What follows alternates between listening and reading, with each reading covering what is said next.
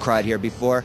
For some reason, I cried for the future because the way they're exploiting these dead people. Because in your guts you know that the criminals are returning to the scene of the crime to gloat and to use the bloody sacrifice they committed. I couldn't have said it better myself. So now Bush is here in the Big Apple using the deaths as an attempt to get reelected. September 11th. September 11th, men armed with knives, armed with chemical, biological, or even nuclear weapons. The fanatics who terrorist killers, September 11th, terrorists of Al-Qaeda, terrorists, Taliban, nuclear weapons, terrorists, 9/11 terror. My fellow Americans, we have already been attacked. Terror, terrorist, evil. September 11th, in those days after the towers fell. September 11th. September 11th, ground zero. And suddenly the streets were full of sirens and there was fire in the sky. Terrorism, September 11th. Osama bin Laden declared war in America. September 11th, terrorists, a walking, talking weapon of mass destruction. Barbaric terrorists, terrorists or terrorism. September 11th, September 11th. The terrorists, war and danger. September 11th, September 11th, terrorism. Global terrorism, the horror. Terrorism, terrorists. Terrorists, terrorists, terrorists, terrorists, the terrorists. Terrorists, terrorist, terrorism. September 11th, global terrorism, terrorism. Terrorism. September 11th, world terrorism, terrorism. Terrorism, terrorism, terrorism, terrorist. September 11th, threat of global terrorism, terrorism, terrorist, global terrorism, terrorism, terrorism. September 11, 2001, global terrorism.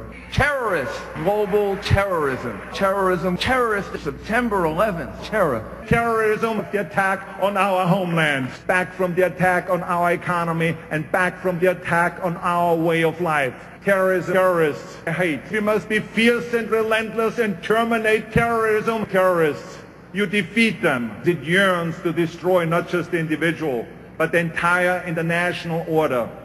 That's why America is safer with George W. Bush as president. September 11th, terrorism, September 11th. Terrorism, terrorists, September 11th. Terror, terrorists. Terrorist, terror, September 11th. Threat, tyranny, terrorist, tyranny, tyranny. People hate us. Terror. Terrorism. September the 11th, terror, terrorist, terror, terrorist, terror. Weapons of mass destruction. September the 11th. September the 11th. Terrorists, terrorists. The evil terrorists. Terrorists. The terrorists know. The elite know we're restless, that we're catching on to their scam. That's why they're now using sound wave weapons that the military has used in Iraq on the streets of America. There's your LRAD, ladies and gentlemen, used against the Iraqis, used against the Palestinians, now used against us in America. We're getting reports about this garden, they're already using them. Long before 9/11, they were getting the sound wave weapons, the microwave weapons ready, building all the emergency containment facilities. They knew all this was coming. How you doing, officer? Did you know I interviewed the CEO of this company a few years ago? Our boys are using these in Iraq, aren't they? No comment. Ask all questions to DCPR, Commissioner Paul Brown. I'm from Austin, Texas. Are those the guys in the white outfits?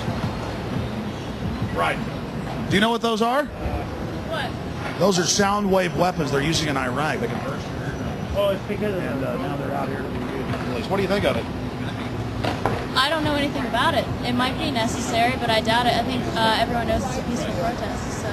Yeah, I mean, well, the point is that these are things used in Iraq against enemies, and now it's being used right here in America.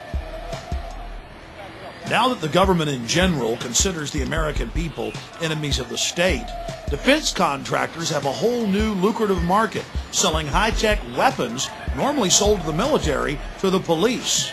We're on our way to a protest that's unauthorized, not permitted. They've been arresting people by the thousands, and we're going to cover it. Of all the hundreds of huge protests we've seen, a small group broke off with an unpermitted march and is moving down towards Madison Square Garden, or MSG as New Yorkers call it. Now notice as we walk here that the roads have all been pinned conveniently ahead of the march. So tourists, anybody that's in here to be arrested, and we are now inside the pins. And look at them hurting us. Look at their cars hurting us. I wonder if it'll be like Monday night. I wonder if they'll run horses and mopeds into us. 11:35. If you're here at 11:35, they will arrest against you. But I'm sorry. They're hardly letting people out. They're opening up the pens a little inch to let people slowly trickle out. So they're and now we're getting in trouble for letting y'all know. Well, that little story about how they're going to arrest people really worked. Look, everybody's leaving. Police then went in with barricades and broke the protest up into 4 different blocks and randomly arrested innocent people. It was the same story over and over and over again. And police brutality was completely out of control. Reporters for Reuters, the Associated Press, student reporters, tourists, even an American Spectator reporter was arrested and taken to Pier 57. Look around you. A prison is being built. A high-tech, cashless society control grid. We're now going to explore the ruling elite in the world today and what their driving ideology and philosophies are. We'll also look at their minions, the people that slavishly serve them.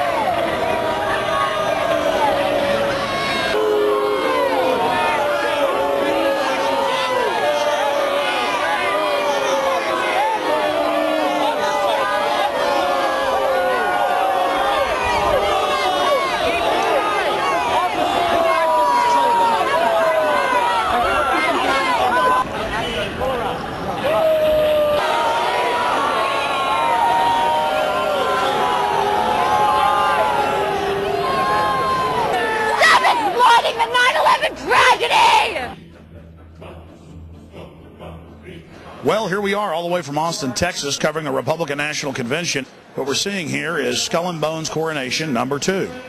Well, down here you can see the CNN staff, Bush Light. They love the president, put out all the propaganda. They also worship Kerry. So does Fox News when it comes to worshiping Bush.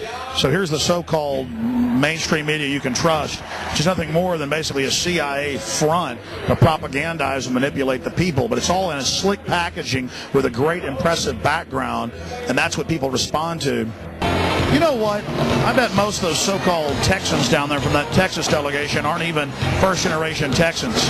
They're just as phony as George W. Bush is. A guy who is from Kennebunkport, Maine, whose daddy speaks with a perfect Atlantic accent. People who were Tories back in the Revolutionary War.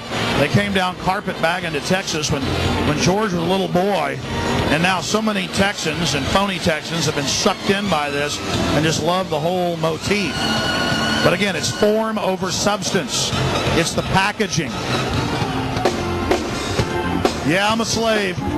I'm happy about it. I'm proud of it. I've decided to just join the New World Order. I've decided to just go along with it and have a good time. The media has really been covering Skull and Bones lately, how Bush and Kerry are both members. Are you aware of that organization? I am not. Does it concern you that they both were in the same fraternity in college and just 2 years apart? No, it does not. Just one hell of a coincidence that 15 members each year out of 290 million people and the 2 presidential candidates are Skull and Bones. I would say that's a coincidence. I would say that's a coincidence.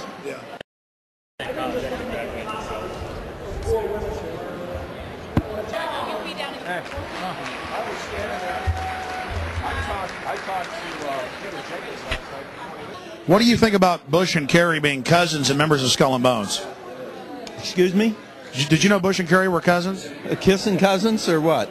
They really are cousins. They really are. There's only 15 members of Skull and Bones each year out of 290 million Americans, and both of them are Skull and Bones. Certainly you're aware of that. Oh, well, why wouldn't you be? Talk to Bill O'Reilly. He'd have that answer. I know he would. Well, but I'm not talking to Bill O'Reilly. What do you think? Yeah. We need to talk about it. I mean, him and Kerry are cousins. They are members of Skull and Bones. The question is, would he be a Skull and Bones guy today?